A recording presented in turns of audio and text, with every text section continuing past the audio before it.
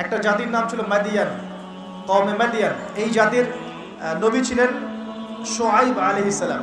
এই জাতির পাপ ছিল, তারা মাপে কম দিত। কি করত? আজকে যারা ব্যবসা করে মাপে কম দেন, সতর্ক হয়ে যাবেন। একটা জাতির উপর দুর্ভিক্ষ নেমে আসে তখন, যখন ওই জাতি মাপে কম দেয়। আমাদের সমাজে প্রচুর ব্যবসায়ী আছেন যারা মাপে কম দেন, ভেজাল খাওয়ান, একদিনের খাবার আরেকদিন খাওয়ান, মিথ্যা কসম করে পণ্য বিক্রি করেন এবং মানুষকে বিষ খাওয়াতেও দ্বিধাবোধ করেন না, সামান্য কয়টা টাকার জন্য। সামান্য কয়টা টাকার জন্য। কয়দিন আগে দেখলেন না, এই যে বিরিয়ানি একটা রেড করলাম, দেখেন নাই? ওই যে 2 গ্লাস খাওয়াচ্ছে, খান আপনারা খান, ওরা খাবে না, ওরা খাচ্ছে না। এরকম ব্যবসায়ীর সংখ্যা কি কম না বেশি? সবখানেই প্রতারণা। আমি এদিকে আসছি পরে ইনশাআল্লাহ। মানে শেষ জামানার সবচেয়ে বড় সমস্যাগুলোর মধ্যে একটা হচ্ছে বিশ্বাসহীনতা, প্রতারণা। এই জামানায় আমানত উঠে যাবে। কি উঠে যাবে? আমানত উঠে যাবে। আমানতদার ব্যক্তি খুঁজে পাওয়া যাবে না। নবীজি বলছেন ফসকার মতো মনে হবে, ফসকার মতো। গায়ে ফসকা পড়লে যেমন 2-1টা দাগ থেকে যায়, এরকম আমানতদার ব্যক্তি রেয়ার খুঁজে পাওয়া যাবে। মানুষ বলবে অমুক গ্রামে একটা আমানতদার ব্যক্তি আছে, এত রেয়ার হয়ে যাবে। সবখানে প্রতারণা। ঢাকার মতো শহরে যারা আমরা থাকি, মানুষের চোখে মুখে গেলে অবিশ্বাস, খালি অবিশ্বাস। কেউ কাউকে বিশ্বাস করতে পারে না। কেউ যদি একটা ভিক্ষুক যদি এসে গ্লাসের মধ্যে নক করে বলে যে আমাকে 2টা টাকা দেন, আমি ভাত খাইনি 3 দিন, বিশ্বাস করতে কষ্ট হয় যে সত্যি সত্যি নিচ্ছে না মিথ্যা মিথ্যা নিচ্ছে। এত অবিশ্বাস এখন। তারপরে ভিক্ষারও সিস্টেম, বলে যে আমাকে একটা কম্বল কিনে দেন, বড় বড় ফিগার চাচ্ছে, বড় ফিগার। আমি শাড়ি কিনবো, আমি লুঙ্গি কিনবো। সবার কাছে এই কথা বলে বলে সে টাকা উঠাচ্ছে। পরে গিয়ে দেখেন ওই টাকার একটা অংশ সে মাশাআল্লাহ নষ্ট করে ফেলছে, আর একটা অংশ দিয়ে কি করছে জানেন? শুনলে অবাক হয়ে যাবে।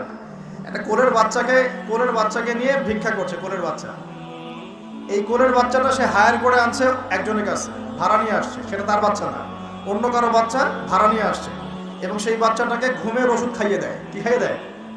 ঘুমের ওষুধ খাইয়ে দেয়। ফিডারের সাথে অন্য কিছুর সাথে ঘুমের ওষুধ খাইয়ে দেয়। বাচ্চা ঘুমায়, আর বাচ্চাকে ফেলে রেখে সে বলে যে বাচ্চা অসুস্থ, চিকিৎসার জন্য টাকা দেন, চিকিৎসার জন্য টাকা দেন। মানুষ টাকা দিয়ে যায়, কেউ দেয় কেউ দেয় না, দিয়ে যায়। এই যে একটা টাকা হয় সারাদিন শেষে, বাচ্চা ঘুমিয়েই আছে, বাচ্চা ঘুমের ওষুধ খাওয়া। তারপরে এই বাচ্চাটার ওসিলা যে টাকাগুলো সে আর্ন করলো হারাম পথে, এর একটা অংশ সে এই বাচ্চার আসল পিতামাতাকে দিবে, দিয়ে বাকি অংশ সে সিন্ডিকেট করে খেয়ে ফেলবে। এটাও হয় ঢাকা শহরে। তাহলে এই যুগে আপনি কাকে বিশ্বাস করবেন? কিভাবে বিশ্বাস করবেন? কিভাবে বিশ্বাস করবেন? এটা অবিশ্বাসের যুগ চলছে। জনগণ সরকারকে বিশ্বাস করতে পারে না, সরকার জনগণকে বিশ্বাস করতে পারে না। সমাজ নেতা জনগণকে বিশ্বাস করতে পারে না, জনগণ সমাজ নেতাকে বিশ্বাস করতে পারে না। একজন ইমাম সাহেবকে মুসল্লি বিশ্বাস করতে পারে না, মুসল্লিকে ইমাম সাহেব বিশ্বাস করতে পারে না। কোনো কোনো ক্ষেত্রে একটা ওয়াজ মাহফিল হচ্ছে, ওয়াজ মাহফিলের আয়োজক কমিটিকে বক্তা বিশ্বাস করতে পারে না, বক্তাকে ওয়াজ মাহফিলের কমিটি বিশ্বাস করতে পারে। এমনও হচ্ছে, ওয়াজ করে চলে গেছি, এমনও হয়েছে যে ওই যে খামের ভিতরে সব পাত্তি, কিছুই নাই। তো এরকমও যে হইতে পারে সেটা তো কল্পনা ছিল না। আসেন হুজুর দেখা যাবে, আসার পরে আর দেখার নাম নাই। কোনো কোনো মাহফিল হচ্ছে এমন, মাহফিল নেমে গাড়িতে ওঠার পর মাহফিল কমিটির ফোন নাই, বন্ধ। কিভাবে বাসায় যাবো কোনো ফিকির নাই। তো প্রত্যেকটা ক্ষেত্রে প্রতারণা, প্রতিটা সেক্টরে, উপর থেকে নিচ সব জায়গায় প্রতারণা। এই যুগে আপনি আবার একটা মেয়েকে ভালোবাসতে চাচ্ছেন, ভাবছেন যে সে আপনার বিশ্বাস রক্ষা করবে, এখানেও প্রতারণা। দাঁড়ান আমি কন্টেন্ট হারিয়ে ফেলবো। ছেলেকে বাবা বিশ্বাস করতে পারছে না, বাবাকে ছেলে বিশ্বাস করতে পারছে না। দেখেন সন্তানের জন্যে, সম্পত্তির জন্যে ছেলে বাবাকে হত্যাও করেছে। এই যুগে ঘটনা, সম্পত্তির জন্যে ছেলে মাকে হত্যা করেছে। আমি উত্তরবঙ্গের একটা ঘটনা জানি, মাকে জবাই করে দিয়েছে সন্তান সম্পত্তির জন্য। স্বামী স্ত্রীকে বিশ্বাস করতে পারে না, স্ত্রীকে স্বামী বিশ্বাস করতে পারে না। হ্যাঁ, তো এই জামানার সবচেয়ে বড় সমস্যা হচ্ছে এই জামানা থেকে বিশ্বাস উঠে গেছে, কেউ কাউকে বিশ্বাস করতে পারে না। খেয়াল করে দেখবেন, ইভেন বাজারে যাচ্ছেন, বাজারে গেলে কেনাকাটা করছেন, একটা অবিশ্বাস সবার চোখে মুখে, না জানি ও আমাকে ঠকায় দেয় কিনা। কেউ যদি ভালো মতো এসে 1 কাপ চাও অফার করে, ভাই আসেন চা খাই 1 কাপ, বিশ্বাস করতে কষ্ট হবে, না জানি চায়ের সাথে হবে কি খাওয়া দেয়। সব ক্ষেত্রে, প্রতিটা ক্ষেত্রে একই অবস্থা। দেখেন ওই সমাজে, ওই মাদিয়ান কওমের মধ্যে এই অবিশ্বাস ছিল, প্রতারণা ছিল। আর মানুষকে তারা মাপে কম দিয়ে ঠকাতো, যে সুন্নত এখন চলছে। এখনো সে কোরআন আল্লাহ পাক কেন নাজিল করছেন, কেন এত ইতিহাস বলছেন? কারণ শেষ জামানার এই উম্মতে মুহাম্মাদি সাল্লাল্লাহু আলাইহি ওয়াসাল্লামের মধ্যে এই সমস্ত সমস্যাগুলো আবার নতুন করে দেখা দিবে। এই কারণেই তো আল্লাহ পাক আমাদেরকে জানাচ্ছেন আগে এটা হয়েছে, আগে এটা হয়েছে, আগে এটা হয়েছে, সতর্ক থাকো। কেন কোরআনে বারবার মূসা আর ফেরাউনের কথা আসছে? 136 বার আছে নবী মূসা আলাইহিস সালামের কথা ফেরাউনের সাথে। এতবার কেন? যেখানে আমাদের নবীজির নাম মাত্র 4 বার। কেন এতবার? কারণ শেষ জামানায় উম্মতে মুহাম্মাদের সময়ে মূসা এবং ফেরাউনের সময় যা যা হয়েছিল এগুলোর পুনরাবৃত্তি হবে আবার।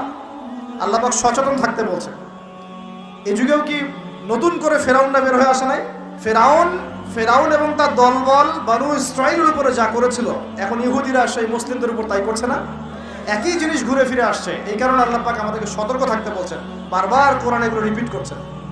ইতিহাস কেন ব্যাখ্যা করছেন আল্লাহ পাক? বলে আসলে সময়ের কসম, সময়কে মূল্যায়ন করেন, সময়ের পিছনের দিকে তাকিয়ে দেখেন সময় কত সময় চলে আসছে। এই কমে মাদিয়ান মাপে কম দিত। আমরা যারা ব্যবসা করি আল্লাহর ওয়াস্তে মাপে কম দিবেন না। একজন সৎ ব্যবসায়ী, আমি দুটো হাদিস শোনাই, আমি তাদেরকে ভালোবেসেই বলছি, ব্যবসায়ীদেরকে আমি ভালোবাসি, কারণ তার অন্ততপক্ষে সুদের মধ্যে যাচ্ছে না। এখন ব্যবসা করে আপনি যদি হালাল ধরে রাখতে না পারেন তাহলে ব্যবসাটা বৃথা হচ্ছে। আল্লাহ পাক বলেছেন আহাল্লাহুল বাই'a ওয়া হাররামা রিবা, আল্লাহ পাক ব্যবসাকে হালাল করেছেন, সুদকে হারাম করেছেন। আপনি সুদ খাচ্ছেন না, ব্যবসা করছেন, আলহামদুলিল্লাহ। কিন্তু যদি আপনি মাপে কম দেন, মিথ্যা কসম করে পণ্য বিক্রি করেন, সিন্ডিকেট করেন, মাল ইচ্ছা করে মজুদ করে পরে দাম বাড়িয়ে দেন, এই যে 2 নম্বরই যদি করেন, আমানতের খেয়ানত করেন, তাহলে আপনাদের এই পাপের কারণে পুরো জাতির উপর দুর্ভিক্ষ নেমে আসবে। এটা হাদিস। আর যদি আপনি সৎ ব্যবসায়ী হতে পারেন, নবী সাল্লাল্লাহু আলাইহি ওয়াসাল্লাম বলেছেন নবীদের সাথে শহীদদের সাথে আপনার হাসর হবে ইনশাআল্লাহ। একজন সৎ ব্যবসায়ী নবীগণ শহীদগণের সাথে ইনশাআল্লাহ তাআলা কিয়ামতের মাঠে হাসর করবে ইনশাআল্লাহ তাআলা। আমরা কি এটা চাই না? আর এক শ্রেণীর মানুষকে আমি ভালোবাসি, তারা হচ্ছেন পলিটিশিয়ান। কেন ভালোবাসি? কারণ তারা অ্যাটলিস্ট কাপুরুষতার পরিচয় না দিয়ে নিজের কাঁধে দায়িত্ব নিয়ে সমাজ সংস্কার করার চেষ্টা করছে। আমাদের সমাজে 2 ধরনের মানুষ আছে। এক, যারা খালি সমালোচনা করতে পারে, ভালো মন্দ কমেন্ট করতে পারে। আর এক শ্রেণীর মানুষ চ্যালেঞ্জ গ্রহণ করতে পারে, যে আমি চ্যালেঞ্জ নিয়ে এটাকে পরিবর্তন করব। এই 2 শ্রেণীর মানুষ পাবেন আপনি। এক, কোনো কাজের না, সারাদিন কমেন্ট করতে পারে, এটা ভালো না, এটা ভালো, এটা খারাপ, এটা এই, এটা সেই, এটা করতে হবে, ওইটা, মানে এদেরকে আমি নাম দিয়েছি করতে হবে গ্রুপ অফ ইন্ডাস্ট্রিজ। মানে করতে হবে, এটা করতে হবে, ওইটা করতে হবে, এটা করা উচিত, ওইটা করা উচিত। খুবই বুদ্ধিদীপ্ত মানুষেরা, কিন্তু কাপুরুষ। কারণ নিজেরা চ্যালেঞ্জ গ্রহণ করে এটা বিপদ ফেস করে সামনে যেতে পারে। আলেমদের ভুল ধরছেন, আপনি নিজে আলেম হচ্ছেন না কেন? আলেমদের অনেকের ভুল ধরছে, তা আপনি পড়াশোনা করে আলেম কেন হচ্ছেন না? সমাজ পরিচালনাকারীদের ভুল ধরছেন, সমালোচনা করছেন, তা আপনি সমাজ চালাচ্ছেন না কেন? রিস্ক নিচ্ছেন না কেন? দাঁড়ান, আসেন এখানে। আপনি পলিটিশিয়ানদের সমালোচনা করছেন, তাহলে আপনি পলিটিশিয়ান কেন হচ্ছেন না? আপনি ইকোনমিক সেকশনের মানুষের সমালোচনা করছেন, আপনি কেন দায়িত্ব নিচ্ছেন না? কেন যোগ্যতা অর্জন করে, ঝুঁকি নিয়ে, চ্যালেঞ্জ গ্রহণ করে সমাজ পরিবর্তন করার রিস্ক নিচ্ছেন না কেন? তাহলে 2 শ্রেণীর মানুষ পাওয়া যায়। কিছু মানুষ শুধু কথাই বলতে পারে, আর কিছু মানুষ কাজ করে দেখায়। তো অ্যাটলিস্ট তারা কাজ করে দেখানোর জন্যে বা মানুষের ভালো করার স্বার্থে তারা একটা দায়িত্ব কাঁধে নিয়েছেন। হয়তো দায়িত্বের যে ইসলামাইজেশন বা ইসলামিক দায়িত্ববোধ, এটা তাদেরকে হয়তো বোঝানো যাচ্ছে না, এটা সমস্যা। কিন্তু যদি এই দায়িত্বটাকে ইসলামাইজড করে পালন করা যায়, সমাজের কল্যাণ না কল্যাণ। একজন দায়িত্বশীল ব্যক্তি তিনি যদি কোরআন সুন্নাহর মানদণ্ডে বিচার ফয়সালা করা শুরু করেন, সমাজে কি কল্যাণ হবে না অকল্যাণ হবে? তাহলে আমাদের দায়িত্ব তার কাছে দাওয়াত পেশ করা, যে কোরআন এবং সুন্নাহর মধ্যে এগুলো আছে, এগুলো মানবতার কল্যাণে, আল্লাহর ওয়াস্তে আপনি এগুলো ইমপ্লিমেন্ট করেন, ইনশাআল্লাহ তাআলা সমাজের কল্যাণ হবে। এটা আমাদের দায়িত্ব শেষ, বাকিটা তার উপরে।